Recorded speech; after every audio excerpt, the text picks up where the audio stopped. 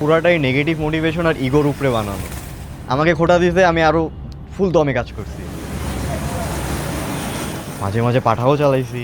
প্রায় আমি 15 দিনের মতো ধোলাই খাল একটা না, সকাল 7টায় যেতাম, রাতে সন্ধ্যায় 7টায় রওনা দিতাম। ওই যে রাস্তায় ভিক্ষা করার গাড়িগুলোর মতো বেয়ারিংয়ের গাড়ি, ওইগুলো মনে করতো।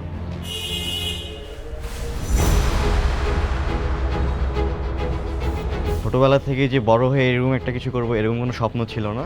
বাট ছোটোবেলায় টুকিটাকি জিনিস করছি, সার্কিট পড়াইছি বাসার, আরও অনেক প্রজেক্ট বানাইছি, রোবট বানাইছি, সায়েন্স ফেয়ারের অ্যাওয়ার্ড আছে। যখন হইতেছে গুলশান বা ফ্যান্টাসি কিংডমগুলো চালাইছি, চালানোর পর মনে হয়েছে যে এগুলো আহামরি কঠিন কিছু না, এগুলো বানানো পসিবল। তো ওইখান থেকে চিন্তা আসলো যে এগুলো টায়ারগুলো কীভাবে সোর্স করা যায়।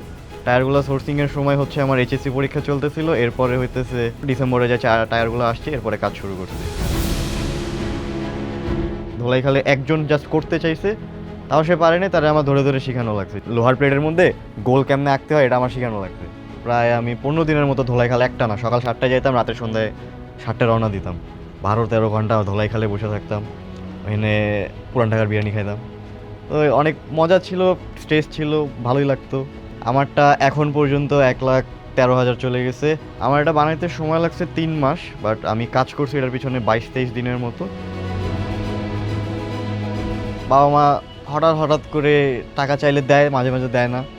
তো বাবা মার কাছ থেকে এই সাপোর্টটা তো নাই, হাত খরচও খুব একটা পাই না, বাট চলে। আর সম্পূর্ণ টাকাটাই নিজের, ওয়েবসাইট ডেভেলপ করছি, মাঝে মাঝে পাঠাও চালাইছি। যত দূর থেকে যতভাবে টাকা ইনকাম করা যায় সবগুলোই করা হয়েছে আমার। মানুষ বলতো ভাই এগুলো আমি পারবো না, আর সেকেন্ড যখন চাকাগুলো নিয়ে ঘোরাঘুরি করছি তখন বলছে ভাই সবাই না দাও, আমি বানিয়ে দিতেছি। তখন কী বানিয়ে দিবে না বানিয়ে দিবে আমার ভরসা হয় নেই, আমি দেই নেই। তারা টাকা চার্জ করতো 2-2.5 লাখ টাকা। সো হুদাই ক্যান কষ্ট করবো।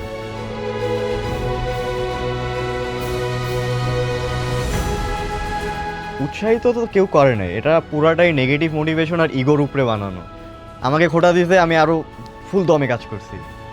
বলতো পড়াশোনা বাদ দেখলে ক্যান করতেছি, কি ভাঙাড়ি বানাইতেছি, এই বানাইতেছি, ওই যে রাস্তায় ভিক্ষা করার গাড়িগুলোর মতো বেয়ারিংয়ের গাড়ি, ওইগুলো মনে করতো।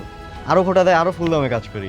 চাকাগুলো যখন লাগানো হইলো, চাকাগুলো তো এমনি ঠেলা গাড়ির মতো ঠেলা যেতেছিল, ওইটা তখন আমি বুঝছি যে হ্যাঁ এটা কিছু একটা করা পসিবল, আসলেই হবে।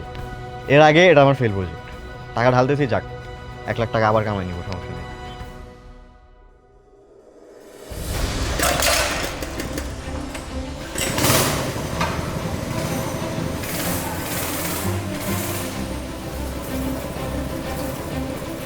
অলরেডি একটা মনে করেন ফাইনালাইজ অর্ডার পাইছি একটা, এছাড়াও আরও 10-12টা অর্ডার রানিং চলতেছে। একটা হইতেছে আমি পেমেন্ট নিয়ে ওটার কাজ শুরু করছি। ভালোই লাগে যে আমার থ্রুতে একজন একটা জিনিস বানাইতেছে, এটা ভালোই লাগবে। আর যেহেতু ওয়েবসাইট বানাইছে, ওয়েবসাইট বানানোর পর কোম্পানির লোকজন খুশি হয়ে যেত, আল্লাহ শেষমেশ হয়েছে একটা ওয়েবসাইট। তো এগুলো ইউজ টু আছি, বাট এত অ্যাটেনশন এত ভাইরাল হওয়া নিয়ে ইউজ টু না, হয়ে যাচ্ছি আস্তে আস্তে।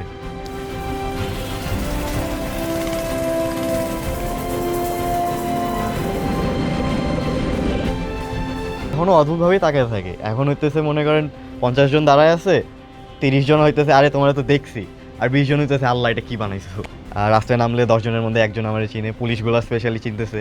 হেলমেট পরা নাই, তারপরও একটু কম কাহিনী করে, বাট ছাড় দেয়।